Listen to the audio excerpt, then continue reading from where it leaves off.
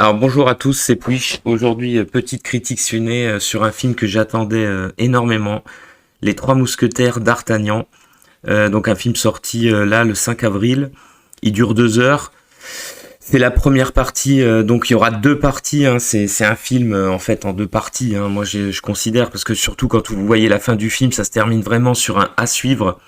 Donc c'est la première partie et j'ai envie de dire tout de suite, j'ai envie de dire ouf. J'ai envie de dire ouf parce que j'avais peur, même si la bande-annonce je trouvais était engageante, j'avais peur que ça soit de nouveau un gros ratage à la française et en fait il n'en est rien. J'ai même trouvé que c'était un très bon film. Alors je suis indulgent forcément parce que le film a quand même des défauts. Euh, on va peut-être d'abord voir de quoi parle l'histoire. Bah, c'est l'histoire des Trois Mousquetaires, hein. Donc roman ultra connu hein, d'Alexandre Dumas. On va suivre les aventures de D'Artagnan, donc un jeune Gascon qui débarque à Paris, qui veut devenir mousquetaire. Il va tomber à son tour sur trois mousquetaires, donc Athos, Porthos et Aramis.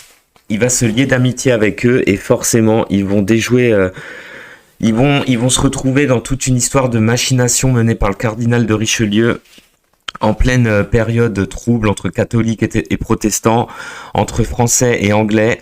Au milieu, il y aura le personnage de Milady. Enfin bref, du classique, mais dans le film, c'est vraiment prenant, c'est vraiment efficace. Alors, tout de suite, au niveau de l'acting, il y a à boire et à manger. Globalement, franchement, c'est bien.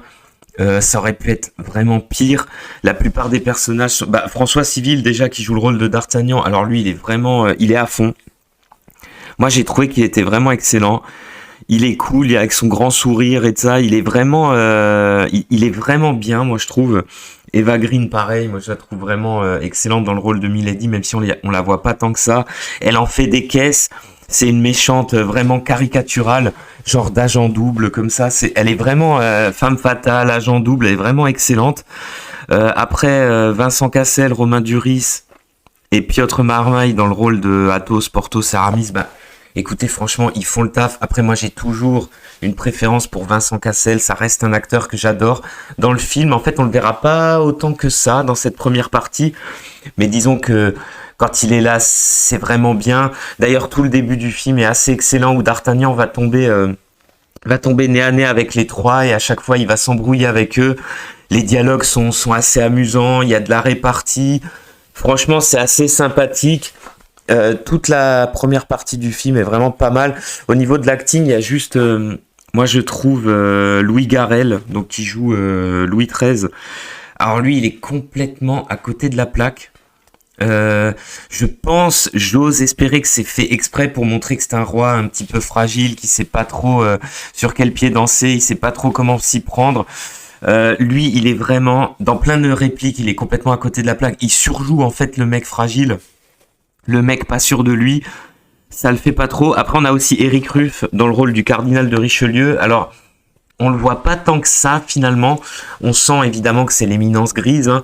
Mais bon, sans plus, on le voit pas plus que ça. Dis donc au niveau de l'acting, franchement, quand vous êtes dans le film, ça passe. À part certaines répliques de Louis XIII qui sont vraiment à côté de la plaque. Le film, de toute façon, se veut vraiment premier degré.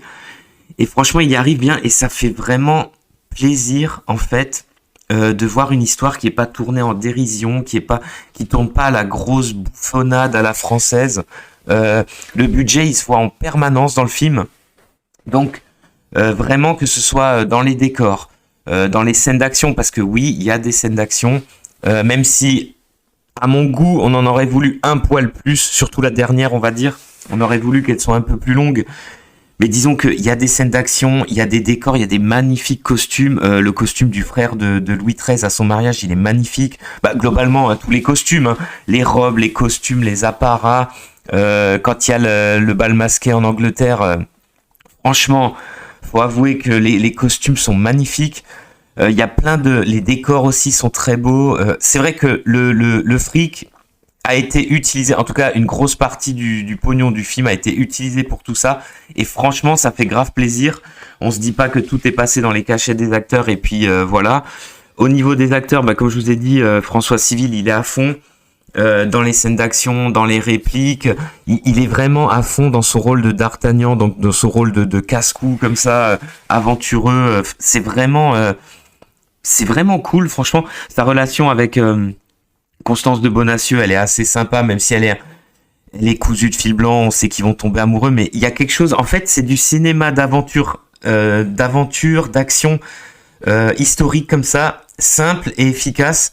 Et j'ai envie de dire, on revient un petit peu à des bases, voilà, des bases un petit peu saines. Euh, Au niveau des scènes d'action, ben elles sont, il y en a 5-6 quand même. Alors ça m'a étonné. Il y a quelque chose qui est étonnant. Donc petit spoiler, on va dire, c'est toutes les scènes d'action sont en plan séquence en fait. Alors ça m'a vraiment étonné. C'est un choix qui est assez cool. Alors tout ou partie. Mais on va dire que certaines sont pas entièrement en plan séquence, mais disons que le gros de l'action sera à chaque fois en plan séquence, avec une caméra comme ça à l'épaule. Bon, ça c'est peut-être un petit peu dommage, des fois ça remue un peu trop, mais disons qu'on aura la caméra comme ça qui va suivre l'action. On aura des explosions, des coups d'épée, des coups de mousquet, des méchants qui volent comme ça à l'écran. Il y aura pas mal de mecs qui vont se faire zigouiller dans le film. Disons que les scènes d'action sont assez impressionnantes. On aura une scène d'action à l'intérieur d'une calèche comme ça, où on verra le personnage, alors je vous dis pas qui et quoi, mais on verra le personnage comme ça, regarder à l'extérieur à chaque fois ce qui se passe. Il y aura des attaques, des explosions. C'est vraiment cool. Franchement, ça c'est vraiment bien. Le film globalement il dure 2 heures, on s'ennuie absolument pas. On a vraiment plaisir à suivre l'intrigue. J'ai particulièrement apprécié en fait toute la première partie du film, notamment quand la première attaque où D'Artagnan est laissé pour mort, enterré vivant au tout début du film. La première attaque première scène d'action qui est vraiment sympathique dans la nuit. Alors globalement le film est assez sombre, mais on y reviendra au niveau de la réalisation. Il y a quand même des bémols, mais toute la première partie du film est vraiment sympathique. Il va arriver à Paris, il va bousculer Vincent Cassel, il va multiplier les maladresses avec les 3 mousquetaires. Ils vont se retrouver pour un affrontement à mort au même endroit. C'est vraiment, franchement, ça c'est vraiment excellent. C'est quelques extraits qu'on voit dans l'abondance. Les dialogues sont géniaux. Franchement, les dialogues, ça fait vraiment plaisir d'avoir des bons dialogues, des bonnes réparties comme ça dans toute cette première partie du film jusqu'à la première grosse scène d'action dans la forêt. Et franchement, toute cette première partie du film est vraiment très très réussie. Après, globalement, le film est bien. Franchement, ça fait vraiment plaisir de voir que là, pour une fois, on a donné de l'argent pour faire un truc qui est bien, pour faire un truc qui est correct. On renoue un peu avec le film à grand spectacle de KPDP à la française, mais vraiment bien, hein, légèrement modernisé, mais franchement vraiment bien. On se retrouve pas dans des trucs de progrès, même s'il y a un ou deux petits trucs, bon, mais c'est marginal. Au final, on se dit on s'en fout. On se retrouve pas avec du progrès à outrance, avec des personnages qui sont ridiculisés, avec voilà, on se retrouve devant un spectacle grand public, d'action-aventure. C'est tout ce qu'on espérait. J'espère vraiment, je croise les doigts. J'espère que la deuxième partie est vraiment bien. Bon, vous avez compris, j'ai aimé le film. Hein. Vous avez compris, j'ai aimé le film. Moi, j'adore, ça me fait plaisir. Ça fait plaisir quand on fait des bons films comme ça. Et malgré tout, il y a quand même un gros défaut, un gros bémol. Mais en fait, c'est le réalisateur, quoi. Il est pas à la hauteur. C'est vraiment dommage. Au niveau, parfois, c'est un petit peu trop sombre. Parfois, il y a des couleurs un peu trop sépia. On va dire, il y a des choix un peu bizarres.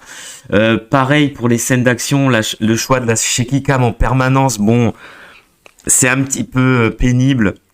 C'est dommage parce que parfois, on comprend pas bien 100% ce qui se passe, même si ça reste correct.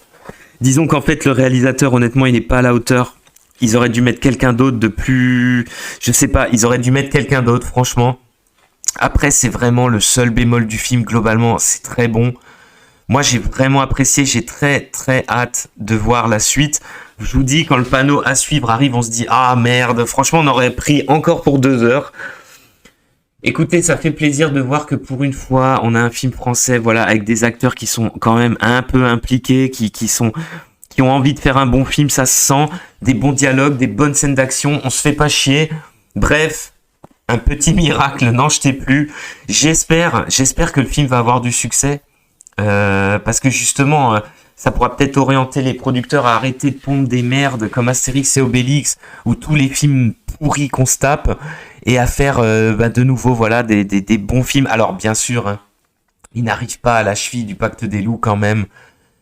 On en est quand même très loin hein, d'un film. Moi, c'est le Pacte des loups, c'est, je vous le dis tout de suite, c'est mon film d'action français préféré. Hein. C'est peut-être même mon film français préféré tout court.